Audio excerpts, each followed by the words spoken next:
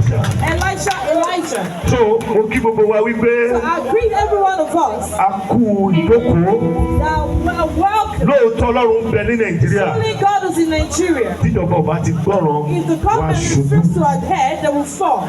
À ń gbowó lọ́wọ́ anybody. We collect money from no one. Tó bá ṣe lé láti sọ. We are going to say. Ọlọ́run tó bá ṣe ń sìn tó bá tó yá lóhùn tún ṣe mọ́. And he can also say he will not do it again. Ẹni tó bá yọ pé òun ní í ṣe mọ́ ta ló fẹ́ mú ẹ. He said if a sick she will not do it. Who is going to happen? He said us. Ó ní ọ̀pọ̀ èèyàn ló jáde tí òun ní tó wọlé mọ́. But he didn't come out again. So eré ìdábà ti ṣe lénìí ká sọ lénìí. Èmi náà tún gbé wá sọ́dọ̀ tèmi. I will also invite him over to my Ó ti son. parí. That's all. Ìṣọ̀kan ẹ̀mí Ọlọ́run ẹyọkan ni. The spirit of Ẹ má jẹ́ kí n gbàsíkò yín bí a ṣe máa sọ̀rọ̀. A ṣe máa sọ̀rọ̀. A ṣe máa jókòó sọ̀rọ̀. We are still going to sing one-on-one teacher. Gbogbo Nàìjíríà máa bẹ̀rẹ̀ sí ń bọ́ látọ̀la.